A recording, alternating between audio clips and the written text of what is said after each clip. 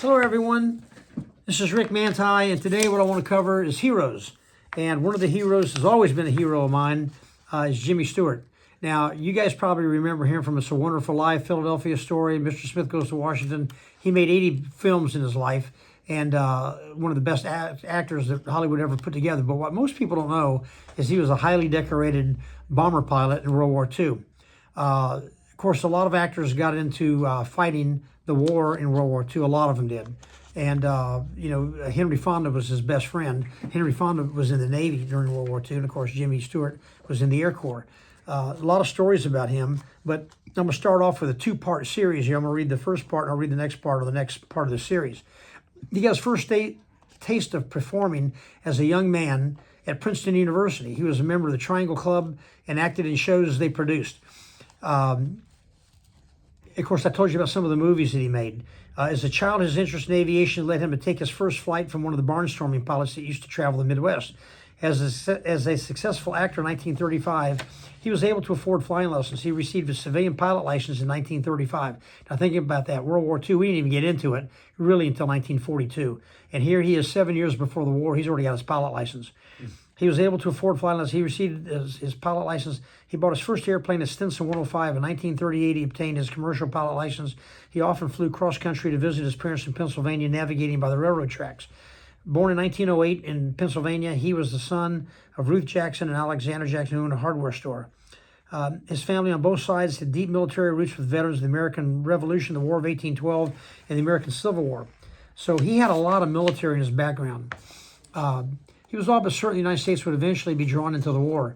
President Roosevelt signed the Selective Training Act, which is basically the draft, in 1940. Everybody between 21 and 36 had to register.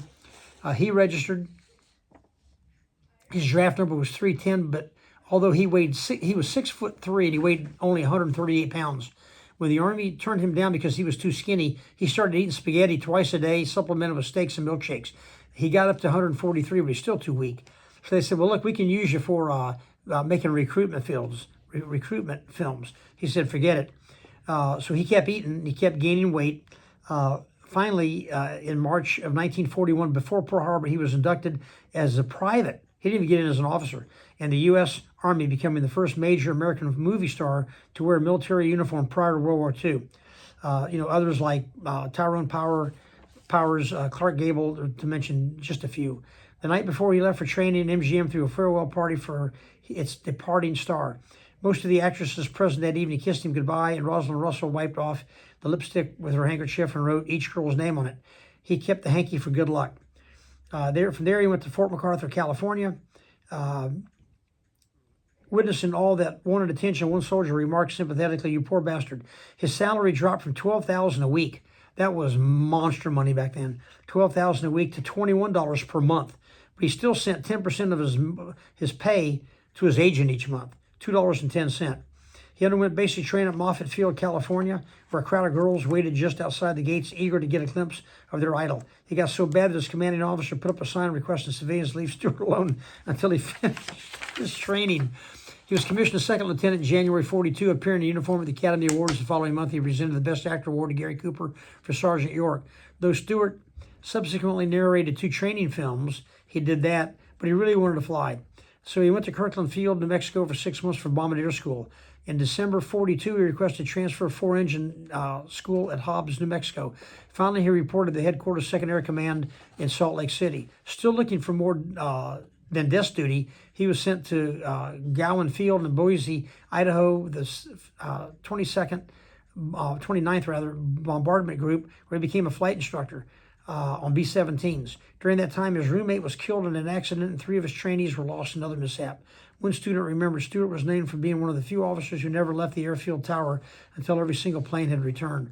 On one night flight with a student pilot, he left the co-pilot seat to check on equipment in the nose and let a new navigator sit in the right-hand seat. Suddenly, the number 1 engine exploded, sending pieces of shrapnel in the cockpit and knocking the pilot senseless. With the engine on fire and wind tearing through the windows, the navigator froze at the controls. Stewart had to pull him out of the seat so he could take over, hit the fire extinguishers, and land on 3 engines. In March 1943, he was transferred to the 703rd Squadron. As much as he wanted combat duty, he began to believe it was unreachable. However, a rumor that he would be taken off flying status and assigned to make more training films pissed him off. So he appealed to his commander, Walter Arnold, who understood the situation, recommended to the commander that he be in a B-24 unit and sent to Europe, which he did. Okay, so I'm going to pick up next time. He goes to Europe, and it's a great story on what all he did when he got to Europe. And I'll cover it in the next session. So until next time, fly safe.